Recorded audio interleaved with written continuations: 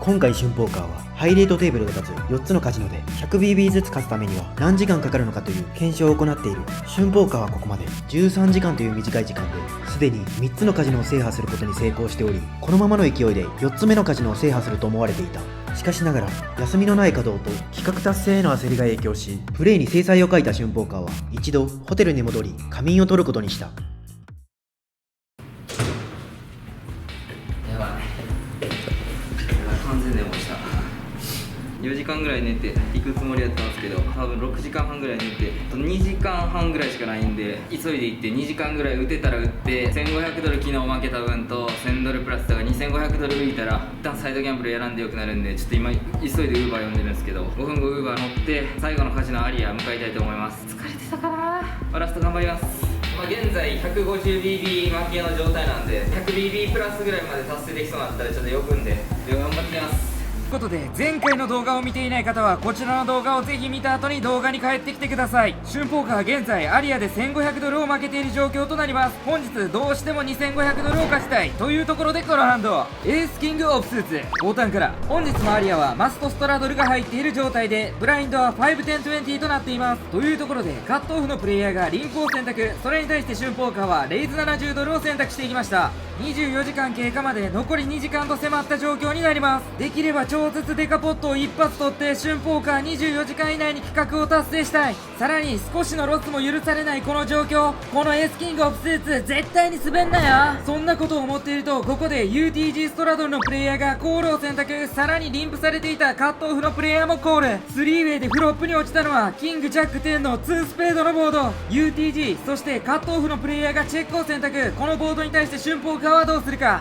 春ポーカー自身ボードに対してトップヒットトップキッカーではあるものの、ボードがウェットすぎるためまくられる可能性もかなりあるでしょう。こんなボードでスロープレイすることはできひんということで、225ドルのポットに対してベッド70ドルを選択。ポジションもいいためドローなどにもコールされる前提のベッドサイズを選んでいきました。すると UTG のプレイヤーはこのベッドに対してコールを選択。カットオフのショートのプレイヤーはどうするか。ここでカットオフのプレイヤーがオールイン550ドルを選択。ここで春ポーカーはポットサイズとさらに相手のスタックサイズを確認します。すると相手のオールイン額が550ドルだということが分かりました。これだけウェットなボードなのでドローでのオールインも全然あるとは思いますし、10ジャックなどの2ペアなどに対しても春ポーカーエースキングでそれなりのアウツはあると思いました。さすがにこの小さいオールインに対してはフォールドできないでしょうということでコールを選択。すると UTG のプレイヤーはスナップでフォールド、カットオフのプレイヤーとヘッズアップでオールイン対決となりました。というところでターンはエースハート、リバーには7ハートが落ちました。クイーン持たれてたら春ポーカーの負け。相手のハンドはエースデューススーツ。相手はフロップでのナッツフラッシュドローでオールインを返してきていたようです。フロップで相手のオールインに対してコールできた理由としてエーススペードを抑えていないこともその一つだったため、予想してきた中の一つのハンドが出てきたなという印象でした。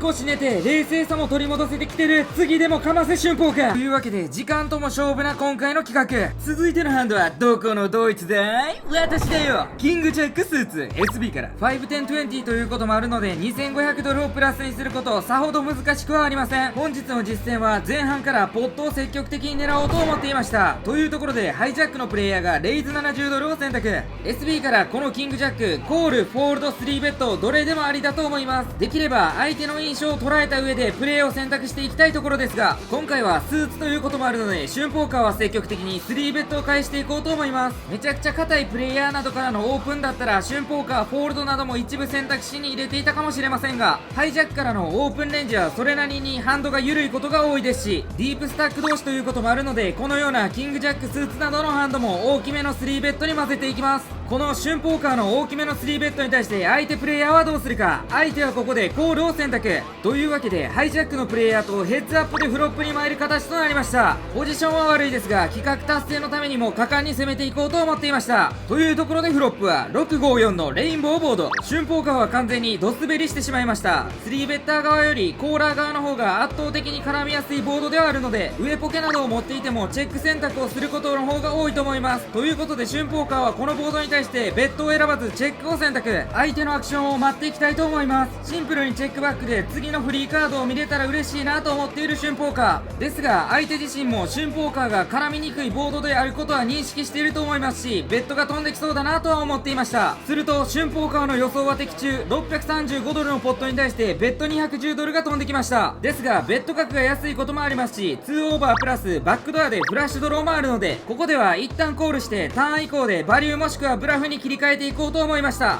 というところでターンに落ちたのは4のダイヤ。春ポーカー自身キングジャックそしてスペードも引けず依然とドスベリしています。もちろんこのボードに対してドンキする選択肢はないので、春ポーカーはチェックを選択。ターンで4が被ったことによってフロップでの相手のセットレンジが1個消えました。春ポーカーがもしも上ポケを持っていたら、このターンの4ダイヤはいいボードが落ちてくれたと思っているでしょう。ターンでも相手がベッドを継続した場合、春ポーカーさすがに諦めたなと思っていましたが、相手はチェックバックを選択。リバーに落ちたのはクイーンのスペード。これは少し状況が変わりました。相手自身ボードに絡んでいた場合、上のカードが落ちることを恐れてターンでもベッドを継続すると思います。5ポケや6ポケなどの強い反動を持っていても、上ポケに対してバリューを取るプレイヤーの方が多いでしょう。相手のこの行動に対して春ポーカー自身は現状ショーダウンバリューがないキングハイ。上ポケを持っていても同じアクションラインを取ることもある。ここで俺は一発かます。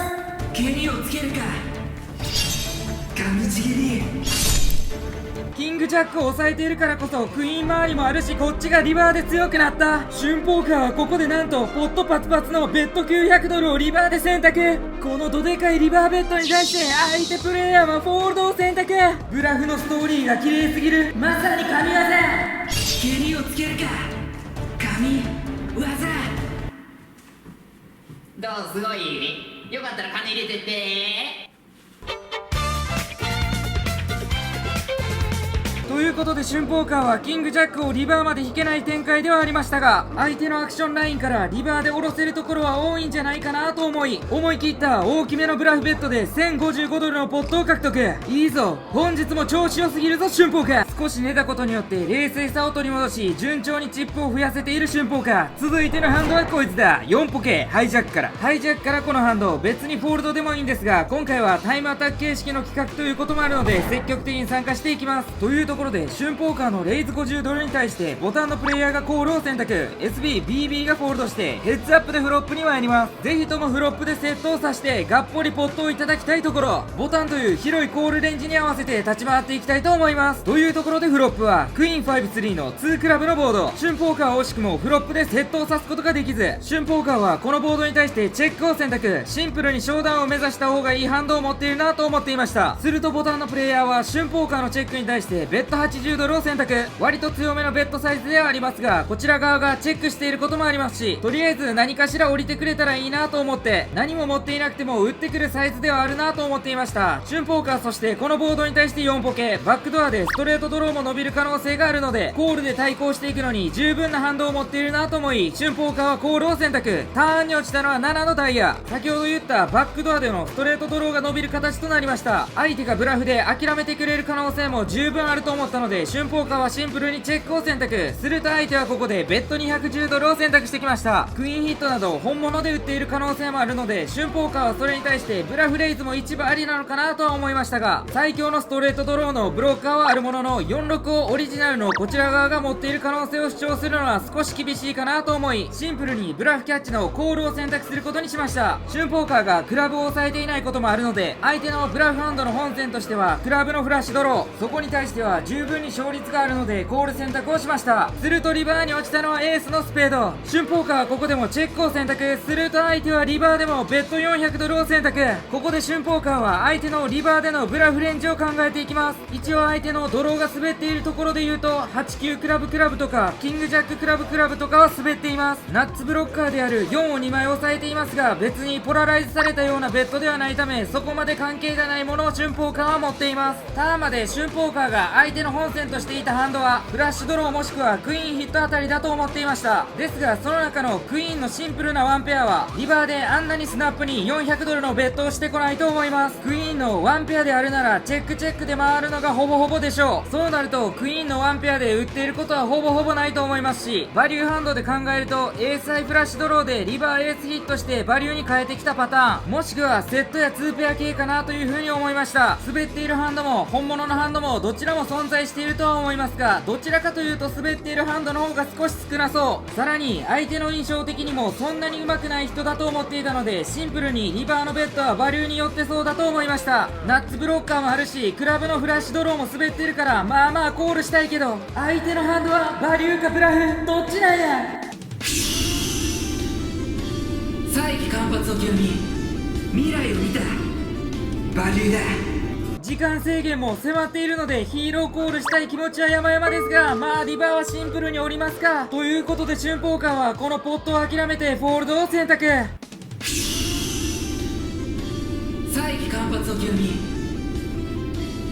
今日の俺はエロい。企画的にも時間との勝負とはなってきましたが、あくまで期待値お金を増やすことだけに集中する春ポーカー。いいぞ、次のハンドでもいらんことせずかませ。というわけで先ほどのハンドから少し時間が経ってマストムーブでテーブルを移動させられた春ポーカー。続いてのテーブルでもブラインドは5、10、20となっています。というところでこのハンドエースキングスーツ SB から、まだこのテーブルに座っては間もないので情報を手に入れたいところではありますが、このエースキングスーツプリフロップではしっかりとプレッシャーをかけていきたいと思います。というところでカットオフのプレイヤーがレイズ60ドルを選択。ポジションがない春ポーカーはもちろん3ベットを選択していこうと思います。ここで春ポーカーが選んだサイズは4倍レイズの3ベット240ドルを選択。春ポーカーもカットオフのプレイヤーもお互い5000ドルオーバーのかなりディープ同士の対戦となっています。このテーブルでプレイしている中でカットオフのプレイヤーはおそらくアグレッシブなプロだろうなという風に思っていました。春ポーカー以外のプレイヤーとプレイしているのを見ていても結構やりづらそうな相手だなという印象はありました。そんな相手からここで4ベット660ドルが飛んできました。エースキングスーツはプリフロップにおいては最強の部類に入るハンドです。滑るで有名のこのエースキングですが、ホールドはさすがになしかなと思う春ポーカー。5ベットを選択するかコールを選択するかで悩んでいます。正直お互いが5000ドル以上持っている状況でポジションが悪いこの SB から5ベットを返すのはめちゃめちゃ怖いですが、相手自身アグレッシブなプロということもあるのでライト4ベットの可能性も全然あるとは思いました。お互いスタックがディープで春ポーカー自身プレッシャーがかかる局面ということは相手もそれは同じことが言えます。ここでチキってポジションが悪い中でコールを選択するよりエーシーズキングスに混ぜて果敢に5ベットを打った方がいいと思いました。というところで春ポーカーは5ベット1600ドルを選択すると、相手はスナップでフォールドを選択。おそらくライト4ベットを打っていたんでしょう。ということで春ポーカーは勝負をせずとも1350ドルのポットを獲得ですが、プリフロップではディープ同士の命を削るレイズ合戦が繰り広げられました。あと少しで2500ドルのプラスを作れそうな春ポーカー、次のハンドでかます。というわけで4個目のカジノ、ここアリアでも着実に勝ちを積み重ねていっている春ポーカー。続いてのハンドはこいつだ。エース7スーツ SB からカットオフの対面のおじちゃんがレイズ50ドルを選択している状況となります。このオープンに対して相手プレイヤーが普通のプレイヤーならフォールドすることの方が多いですが、相手プレイヤーのオープン頻度が高かったため春ポーカーはここでコールを選択。ヘッズアップでフロップに参る形となりました。フロップに落ちたのはエース5デュースのレインボーボード。このボードに対して春ポーカーはチェックを選択すると、カットオフのプレイヤーはここでコンティネンションベッド50ドルを選択。この CB に対しては春ポーカーはもちろんコール選択一択かなと思い、ここでコールを選択という状況でターンに向かいたいと思います。ターンに落ちたのは8のダイヤ。できればクラブや7が落ちてほしかった春ポーカーですが、まあターンでも相手のアクションをしっかり見ていこうということでチェックを選択すると、相手プレイヤーは春ポーカーのチェックに対してかなり安めのベッド70ドルを選択。これはさすがにベッドサイズ出るかなと春ポーカーは思いました。相手の今までのアクション的にもプロという感じはしなかったですし、この安ベッドにかなり強いところをこのプレイヤーが含めれるとは思いませんでした。フラドロなどのドロー系もしくはキングスやクイーンズあたりを持っているんじゃないかなと思っていました。ということで春ポーカーはドロー系に安くリバーを見せないためにもここでチェックレイズ300ドルを選択すると、相手は春ポーカーのレイズに対してコールを選択。ドロー完成ボードだけは出すなというところでリバーは6のダイヤ。落ちてほしくないカードが落ちました。だるいリバーですが相手自身キングス以下のポケットペアの可能性もあります。ここは弱気のチェック選択、いや主導権を握りに行く。では苦しまないように優しい毒で殺してあげましょうね。チェックをして相手のベッドにコールをするよりここで安めのベッドをすることによって高めのポケットペアに対して新バリュー、さらにはブロックベッドにもなるので、相手がレイズを返してきたらフォールドすることもできます。相手がここでブラフレイズをかませるようなやつならこのベッドが損失になる可能性はありますが、そんなプレイヤーだとは到底思っていませんでした。ですが相手はここでレイズ550ドルを選択。レイズに降りれるようにこの安ベッドを打ったこともあるので、ほぼほぼフォールドしようかなと思っていますが、一部ブラフがないかなと検討する春ポーカー。この春ポーカーのリバーでの安ベッド、ナッツフラッシュなどを持っていても行う可能性はあります。その状況でこのおじさんプレイヤーがレイズを返してきているわけですし、レイズのサイズ自体も僕のことを下ろしに来ているようなサイズではありません。やはりこのリバーにおいて相手がレイズを返せるところはフラッシュぐらいしかありえないかなと思い、春ポーカーは A7 スーツを見せてフォールドを選択。このおじさん苦しめ。苦しむように激しい毒舌でいたぶってあげますね。ディレクションの短所がスペース足りる？降ろされて悔しい春ポーカーではありましたが、相手自身もハンドを捨てるときにカードを見せずに悔しそうに捨てていたので、おそらくリバーでのレイズは本物を持っていたんじゃないかなと思っていました。リバーでチェックして相手のベッドにコールするよりかは被害が最小限に済んだんじゃないかなとは思います。何はともあれ次で取り返せ春ポーカー。先ほどのハンドで目標から少し遠のいてしまった春ポーカー。続いてのハンドはこいつだ。キングジャックスーツ UTG プラス1から。この時アーリーポジションからのオープンは少し大きめのサイズを選択することが多かったので、それに混ぜて今回はキングジャックスーツでレイズ70ドルを選択していきました。この時のこのテーブルは対面のおじさん以外はほぼプロしかいないような状況でした。というところで春ポーカーのオープンに対してボタンのプレイヤーがコールを選択。さらに BB、UTG ストラドのプレイヤーまでコールされました。キングジャックスーツ、フォーウェイでも十分に戦っていけるハンドなのでフロップに期待したいです。というところでフロップに落ちたのは9-7デュースの2ハートのボード。このボードに対して BB そして UTG のプレイヤーがチェックを選択。春ポーカーのターンとなります。春ポーカーのハンドは一見ダダ滑りしているようなハンドにも見えますが、バックドアでフラッシュドローだったりストレートドローがつくようなハンドを持っています。そうなると上ポケを持っている時にこのボードが落ちた時結構な頻度で CB を打つとは思いますし、ブラフに混ぜるハンドの中では結構いい方じゃないかなと思いました。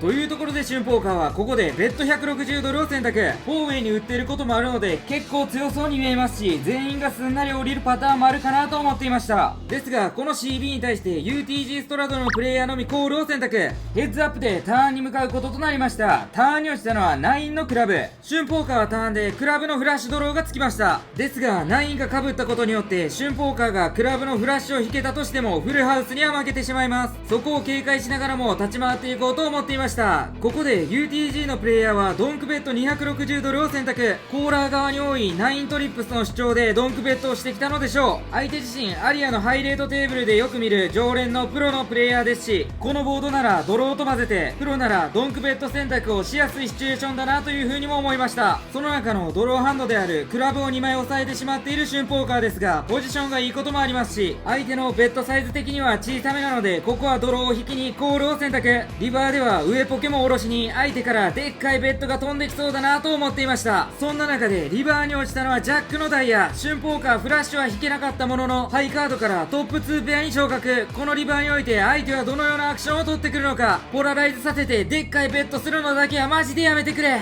俺がジャックス持ってたらどうすんねん。9持ってても弱いぞ。相手頼むから諦めてくれ。ハートのフラドロ滑りとかでもいいから頼むからショーダウンまで行きたいねん。ですが願い叶わず相手からポットオーバーベッドが飛んできました。よくそんなベッドが打てますね。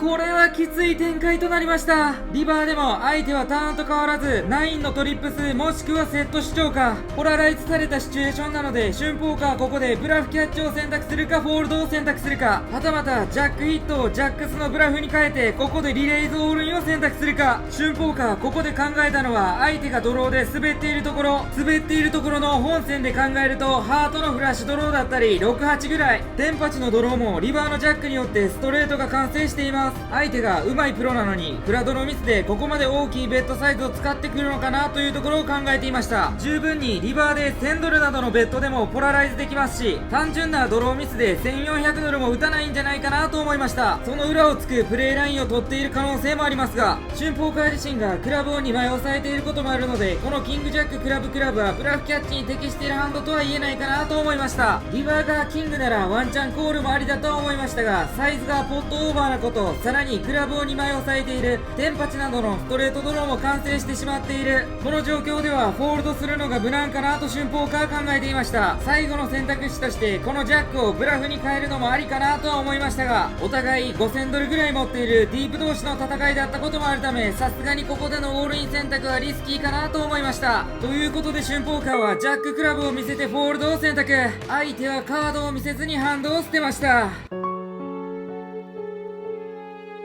人生は苦痛ですか。成功がということで春ポーカー2ハンド連続苦しい状況が続いています。早めに昨日の負け分も取り戻した上で 100BB プラスを達成したい春ポーカーですが、5、10、20のレートとなるとそう簡単にはいきません。ということで春ポーカーネクストハンドといきたいですが、2ハンド連続でハンドが入ったので今回は早送りにさせていただきます。次は絶対にプラスにすんぞというところで、このハンドストラドルポジションから、今回のハンドはダブルストラドルといって、春ポーカーのストラドルに対してさらに左のプレイヤーがストラドルをかぶせている状況となります。このダブルストラドルをしているプレイヤーは割とかましがちなレギュラーのプレイヤーで、よくアリアのハイレートテーブルで見かけるものの、そこまで上手いなという印象はありませんでした。ということで春ポーカーの右の BB のプレイヤーまでフォールドして、春ポーカーは10ジャックオフスーツでレイズ120ドルを選択。それに対して3ベッド370ドルが返ってきました。先ほども言った通り、このダブルストラドルのプレイヤーはかましがちなプレイヤーであったこと、さらにお互いがディープスタックであったこともあるので、春ポーカーはここコールもありかなという風に思っていました。ポジションは悪いとはいえポストフロップでそこまで負ける気がしないプレイヤーだったため、春ポーカーはここでコールを選択。ヘッズアップでフロップに参る形となりました。頼む、バチバチに絡んでくださいというところで、フロップはエースクイーン9の2スペードのボード。エースは落ちてしまっているものの、春ポーカーはオープンエンドストレートドロープラスバックドアでフラッシュドローがある状況となります。ストレートを引けばがっぽり取れるチャンスになることも多いシチュエーションだと思ったので、ここは一発気合を入れないとなと思っていました。というところで春ポーカーはこのボードにおいてチェックを選択。だいたい CB が飛んできそうなボードだなと思っていましたが、相手プレイヤーはチェックバックを選択。ターンに落ちたのは10のクラブ。春ポーカーはこれで10ヒットプラスオープンエンドストレートドローがある状態となります。ここで春ポーカーはベッドを選択するかチェックを選択するかで悩んでいます。3ベッドポットにおいてこのフロップでチェックバックは少し匂うところがあります。めちゃくちゃ強いハンドをスロープレイしている可能性もあるので、春ポーカーは相手のハンドを知るためにも今回は超安めのベッドを選択。755ドルのポットに対して 30% 以下のベッドを選択していきました。すると相手プレイヤーは春ポーカーのベッドに対してコールを選択。リバーに向かいます。リバーに落ちたのは10のダイヤ。最高のカードが落ちてくれました。春ポーカーはストレートを引けなかったものの、ランナーでトリップスという気づかれにくい強いハンドを持っています。3ベッドポットでこのボードに対してフロップチェックバックする相手のレンジはめちゃ強かマージナルなところかなと思っていました。めちゃ弱なハンドならフロップは一発打ってくるような相手だと思っていました。そしてターンの春ポーカーの安いベッドに対してレイズを返さないところを見ると、相手はおそらくマージナルなハンドを持っているんじゃないかなと春ポーカーは読みました。そのハンドの中でもエースヒットのキッカー弱しとかはフロップでチェックバックすることもあると思います。そこら辺のハンドはリバーで10が被ったことによってキッカーがクイーンにまで昇格しています。そう考えるとこのリバーはエースヒットからがっつりバリューを取れるんじゃないかなと思い、春ポーカーはポットパツパツのベッド1100ドルを選択。フラッシュ滑りなども多く見えるボードなので、エースヒットがブラフキャッチコールをしてくれる可能性は全然あるかなと思いました。さらにこちらから高めに打つことによって、もしも相手にここでレイズを返された場合フォールドの選択肢も取れるようにしました。もしもこの春ポーカーのベッドに対して相手がコールして春ポーカーが勝利した場合、一番苦戦したこのカジノでも 100BB のプラス収支を叩き出すことができる。頼む相手、コールしてくれ。レイズだけは絶対すんなと思っていると、相手はここでコールを選択。春ポーカー10ジャックをショーすると相手はハンドをマック。春ポーカーは最後の最後に完璧なプレイラインで3355ドルのポットを獲得。ここで見事 100BB 以上のプラス収支を出すことができました。達成にかかった時間と収支に関しては今から振り返っていきたいと思います。とりあえずお疲れ様。ナイス春ポーカーってことで、こんな感じで LINE が今ちょうど来たんで迎えたいと思います。ですか。見てください、これです。3000ドル以上。昨日ちょっと調子悪くて寝に帰ったんですけど、しっかりね3000ドル以上プラスで、最後のアリアも 100BB 以上プラスですることができました。とりあえずこれ換金してきてね、トータル収支ちょっと発表しようかなと思います。はい、ということでね、実践終了しました。いやおめでとうございます。ありがとうございます。春ポーカー今回はウィン、キングスラウンジ、ベラージオ、アリアとね4つの5点以上が立っているハイレートのカジノ回っていったんですが、春ポーカーその中でなんと3000ドルからこちら536ドル、そしてはい3000ドルから1万536ドルにまでね資金増やしましたってことで、まあ7536ドル勝ちかな。ほんま4000ドル勝てばよかったんですけども、キャリーオーバーしてしまいましたね。達成時間としては何時間でしたか28時間です。なんですよ。ってことでね、今からねサイドギャンブル4000ドル一発張りしなければいけないということになりました。24時間頑張ったのが水の泡になるか今になるかどっちかだよ。ってことで春ポーカーの4000ドル一発張りやっていくってことでね、やはり一発書きに選んだのはこちらでした。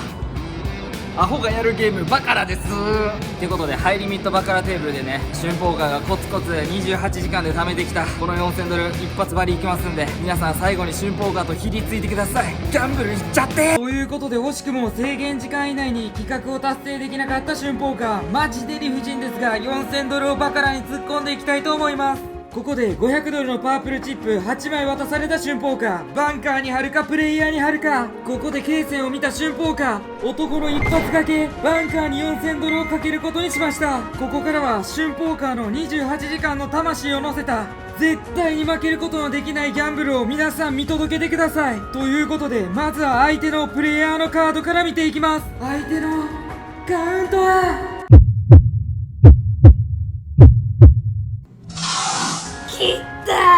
相手のカウントは激アツのゼロ。完全に流れは来てる。春ポーカーの1枚目のトランプはここで2本足が見えた。もう1枚のトランプはこっちも2本足。この状況ならフォーサイもしくはツーサイが激アツだ。1枚目のトランプはここで4のダイエが確定した。もう1枚のトランプが2サイならナチュラル8もしくはナチュラル9でその時点で勝利が確定。一撃60万のギャンブル見せろ、魂の絞りを。ナチュラル8やったぞ。俺はやった。一撃60万のギャンブルに俺は勝ったんだ。おめでとう春ポーカー、お前は本当によくやった。えぐいということで、4000ドル男の一発掛けして2倍なんですけど、コミッション200ドルなんか知らんけど取られてフィッシュされたかもしれません。7800ドルでフィニッシュと。ってことで3800増えたってことは、この企画で1万ドル以上浮きました。はい、ってことでね、最悪24時間以内に達成できひんかったらサイドギャンブル4000ドルっていう意味わからんルール、理不尽やったんですけど、今じゃ感謝してます。どうでした春ポーカーのあの一発掛け。正直罪悪感あったんですよ、この企画、持ってますね。いやマジで見た魂の絞り、あれ抜けたら勝ちやったんよ。もうマジで興奮した。ってことでね、春ポーカーハイレートカジノぶっ潰せの旅、これにて終了したいと思います。ここまで見てくれた方ありがとうございました。ライフイズギャンブル、人生オールイングイン、あざっちゃんゴリーン。